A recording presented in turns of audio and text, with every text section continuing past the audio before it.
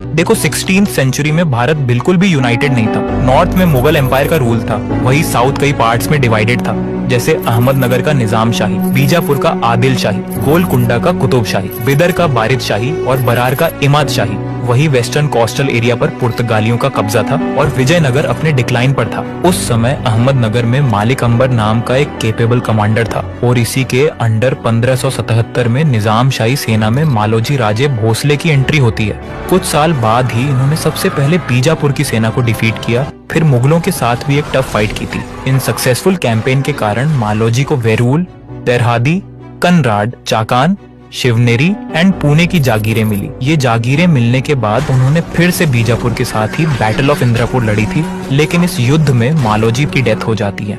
इस समय तक मालोजी के दो बेटे थे, शाहजी एंड शरीफ जी। शाहजी भी अपने पिता की तरह अहमदनगर की सेना में शामिल हो गए। 1626 में मालिक अंबर की डेथ के बाद अहमदनगर की सल्तनत कमजोर पड़ गई और इसी टाइम पर मुगलों ने अहमदनगर पर हमला कर दिया।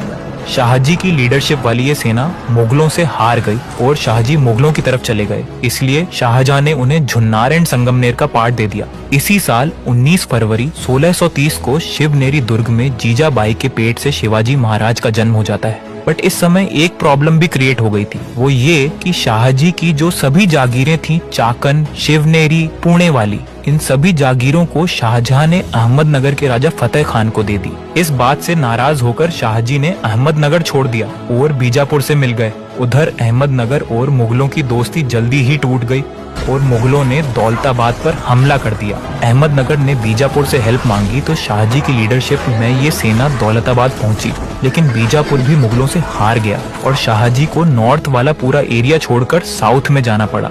1636 तक पूरा अहमदनगर एम्पायर खत्म हो चुका था। शाहजहां ने पुणे की जागीर शाहजी के बेटे शिवाजी को दे दी।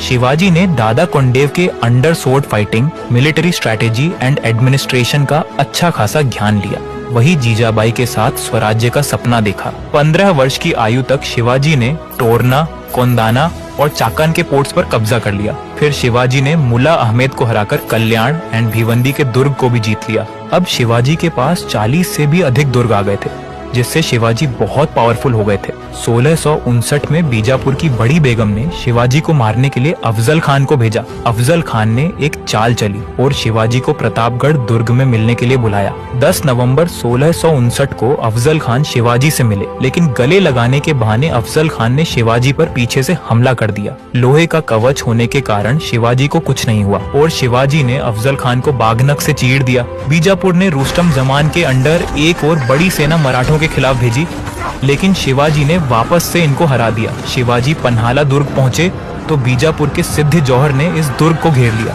बाजी प्रभु देश पांडे ने शिवाजी को दुर्ग से बाहर निकाला और खुद शहीद हो गए। इतनी हार के बाद बड़ी बेगम ने औरंगजेब से सहायता मांगी। औरंगजेब ने शाइस्ता खान के अंडर एक बड़ी सेना मराठों के खिलाफ भेजी। चाकन के इस युद्ध में मराठे हार गए और पुणे पर मुगलों का कब्जा हो गया, लेकिन 5 अप्रैल 1663 को शिवाजी ने शाइस्ता खान पर हमला कर दिया। इस लड़ाई में शाइस्ता खान की 3 उंगलियां कट गईं और शाइस्ता खान पुणे से भाग गया। पुणे पर कब्जा करते ही शिवाजी ने सूरत पर हमला कर दिया और मुगलों को वहां से भगा दिया। औरंगजेब ने मिर्जा राजा जयसिंह के अंडर एक बार फिर मराठों पर हमला कर दिया और पुरंदर दुर्ग को घेर लिया। मुगल सेना को देखकर इस बार शिवाजी ट्रीटी के लिए मान गए। मिर्जा राजा जयसिंह और शिवाजी के बीच ट्रीटी ऑफ पुरंदर साइन करी गई, जिसमें शिवाजी ने अपने 23 किले मुगलों को दे दिए, जिसमें पुरंदर, कोंडाना, लोहागढ़ एंड प्रबलगढ़ जैसे किले थे।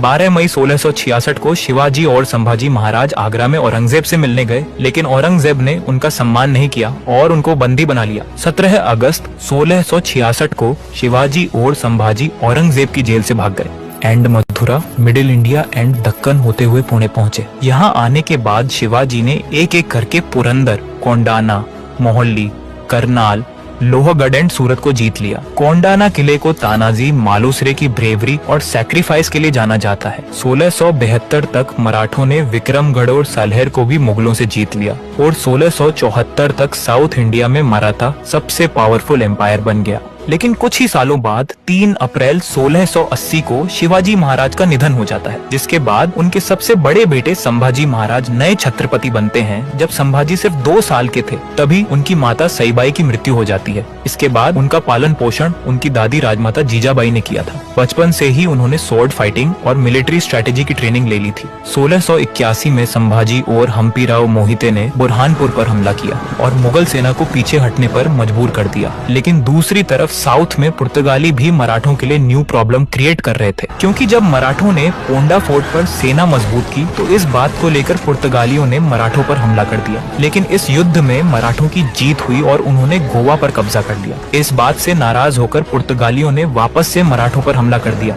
लेकिन संभाजी महाराज मुगलों से लड़ना चाहते थे, न कि पुर्तगाली से, इसलिए संभाजी ने पुर्तगाली फोर्स के साथ पीस ट्रीटी साइन कर ली और गोवा छोड़ दिया। 1684 में औरंगजेब ने एक बार फिर रायगढ़ पर हमला किया, लेकिन वापस से मराठों ने उनको पीछे धकेल दिया। अब औरंगजेब को एक बात कंफर्म हो गई कि बीजापुर और गोलकुंडा ही मराठों की हेल्प कर रहे हैं, इसलिए उसने पूरे साउथ को जीतने का तय किया। बरार, गोलकुंडा और गजपति एम्पायर को तो अकबर ने ही जीत लिया था। देन बिदर को औरंगजेब ने बहुत पहले ही हरा दिया था। अब औरंगजेब ने 1686 में बीजापुर पर हमला किया। बीजापुर के सिकंदर आदिल शाह ने टफ फाइट की, लेकिन एंड में हार गए। फिर 1687 में गोलकुंडा के साथ युद्ध करके इन दोनों सल्तनत को हमेशा के लिए खत्म कर दिया। अब एक पावरफुल मुगल सेना ने वापस से रायगढ़ पर हमला कर दिया, लेकिन वाई के इस युद्ध में मुगल वापस से हार गए। अब औरंगजेब ने एक नई चाल चली। उसने संभाजी महाराज के करीबी रिश्तेदारों को छत्रपति बनने का लालच दिया और ये प्लान कामयाब भी हो गया, क्योंकि एक दिन जब संभाजी और कवि कलश संगमेश्वर से अकेले जा रहे थे, तब संभाजी के करीबी लोगों ने ये खबर मुकर्रब खान को दे दी। मुकर्रब खान ने इन दोनों पर हमला करके इनको बंदी बना लिया और बहादुरगढ़ ले जाकर उनके साथ ब्रूटल टॉर्चर किया गया एंड 11 मार्च 1689 को उनकी मौत हो गई। इतनी दर्दनाक मौत की खबर सुनकर मराठाओं में नया जोश भर गया और उन्होंने राजा राम को अगला छत्रपति बनाया। लेकिन इस समय तक मुगलों ने रायगढ़ पर कब्जा कर लिया और संभाजी की पत्नी यसुबाई और उनके बेटे साहू महाराज को बंदी बना लिया। राजाराम ने जब गिंजी को अपनी नई राजधानी बनाया तो औरंगजेब ने जुल्फिकार अली खान की लीडरशिप में इस दुर्ग पर हमला कर दिया। लेकिन मराठाओं को नौसेना की वजह से सूरत से डायरेक्ट हेल्प मिल रही थी। जब राजाराम ने मुगलों को हावी होते हुए देखा तो वो जिंजी फोर्ट को छोड़कर विशालगढ़ आ गए। 1698 तक मुगलों ने जिंजी फोर्ट पर कब्जा कर लिया। राजाराम ने सतारा को अपनी नई राजधानी बनाई, लेकिन 2 साल बाद ही उनकी डेथ हो गई। इसके बाद महारानी ताराबाई ने अपने बेटे शिवाजी सेकंड को नया छत्रपति बनाया, लेकिन इस समय शिवाजी सेकंड की उम्र सिर्फ 4 वर्ष की थी, इसलिए महारानी ताराबाई ही पूरा एडमिनिस्ट्रेशन एंड मिलिट्री कैंपेन संभाल रही थी। मुगल भी अब तक कमजोर हो गए थे, क्योंकि उनका सारा धन दक्कन के राज्यों को हराने में लग गया था। इसलिए महारानी ताराबाई ने धीरे धीरे खानदेश, पेरार और मलवा को जीतकर मिडिल इंडिया तक पहुंच गई। 1707 में ही मुगल बादशाह औरंगजेब की मृत्यु हो गई, जिसके बाद बहादुर शाह मुगल गद्दी पर बैठा। लेकिन अब मुगलों का डाउनफॉल स्टार्ट हो गया था।